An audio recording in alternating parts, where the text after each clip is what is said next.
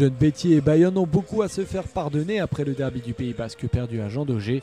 Quoi de mieux que d'aller rencontrer la Lanterne Rouge pour tourner la page et quitter cette place de premier non relégable.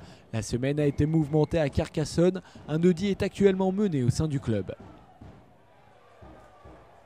Une seule victoire en 8 matchs, c'est le bilan famélique des jaunes et noirs cette saison. Pourtant, ils sont les premiers à se mettre en action dans ce match de la peur.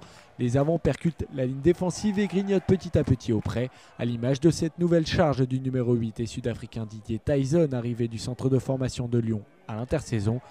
Les Audois marquent finalement le premier essai de la rencontre par l'intermédiaire du troisième ligne Kevin Gimeno, qui casse les plaquages de la paire de centre de l'Aviron.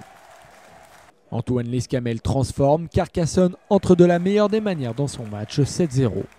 Les jaunes et noirs maintiennent Bayonne loin de leur embut, mais Pedro Betancourt se précipite sur Julien Tisseron et le prend dans les airs. Le centre portugais prend un carton jaune logique. En l'absence de Bustos Moyano suspendu, Willy Duplessis est à la botte pour Bayonne. Le Sud-Africain réussit avec brio son premier coup de pied situé à plus de 50 mètres. Carcassonne subit en infériorité et commet une nouvelle faute. Duplessis ajoute 3 points. L'Aviron bayonnais reste au contact, mais ne montre toujours rien de très rassurant. Signe des hésitations des Basques, le demi-mêlée ne sait plus vraiment s'il doit partir à droite ou à gauche. Guillaume Rouette envoie finalement ses avants au charbon et c'est son deuxième ligne surpuissant, Dion Évrard Oulaye, qui montre le plus d'impact dans ce domaine. Les arbitres hésitent plusieurs secondes même et M. Millotte demande confirmation à son juge de ligne. Oui, finalement, lui aussi a bien vu l'Ivoirien aplatir dans son monticule de joueurs. L'Aviron respire un peu. 40 secondes avant la pause, Duplessis transforme et donne 6 points d'avance aux siens qui perdent cependant la balle sur l'engagement. Il concède une pénalité. Lescamel permet à Carcassonne de revenir à 3 points.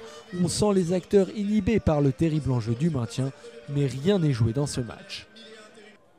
Le retour des vestiaires est totalement à l'avantage de Carcassonne. Lescamel marque une pénalité après une nouvelle faute bayonnaise dans un regroupement. L'ouvreur permet à Carcassonne d'égaliser à 13 partout et on ne sait pas ce que Mathieu Cidre et Nicolas Nadeau ont pu raconter à leurs joueurs à la pause, mais ceux-ci reviennent avec beaucoup d'intention dans le jeu, mais surtout de l'adresse balle en main. Les percussions efficaces s'enchaînent, les ballons ne tombent plus, c'est bloqué à droite, alors la charnière Agnon-Lescamel renverse le jeu, le talonneur bruté de Remur perce dans l'axe, il passe les bras pour son pilier Civil qui propose à hauteur. Les avants ont fait le travail, les arrières finissent le boulot, une dernière passe sautée de Lescamel et Maxime Holtmann conclut avec âme cette magnifique action collective. 49e minute de jeu, Carcassonne mène 20-13. Bayonne n'a rien montré depuis le retour des vestiaires. Willy Duplessis a même manqué une pénalité facile à sa sortie. Un coup de pied d'Emmanuel Sobus, tout juste entré en jeu, permet à l'Aviron de survivre. 64e minute de jeu, les hommes de Pierre Berbizier subissent encore et encore. Ils ont bien du mal à contenir les salves répétées des joueurs de Carcassonne qui, eux, sont bien décidés à saisir l'opportunité de combler une partie de l'écart de 6 points qui les sépare déjà de l'avant-dernier Narbonne. Après plusieurs temps de jeu, c'est une belle combinaison entre le numéro 18 Zito et Kofi qui permet de casser le premier rideau. Le numéro 7 et ex-capitaine laisse à Pedro Betancourt le soin de conclure ce nouveau très beau mouvement collectif. Dans l'ambiance retrouvée d'Albert Domecq, Antoine Renaud transforme, Carcassonne compte 11 points d'avance. Survoltés, les jaunes et noirs rêvent d'une cerise sur le gâteau, alors ils s'arrachent pour aller chercher un bonus offensif face à un adversaire déboussolé. Les maîtres sont gagnés les uns après les autres, le ballon est précieusement conservé derrière les regroupements pour prendre le moins de risques possible au large. Comme un symbole, c'est le nouveau capitaine de l'équipe Thomas Leno qui vient offrir à la Lanterne Rouge le 5e point de cette soirée désormais parfaite pour les Audois. Le temps de l'hésitation de M. Millotte, Thomas Leno peut exulter.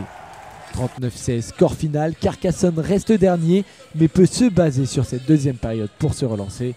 Battu dans le derby et ce soir, Bayonne est en état d'urgence.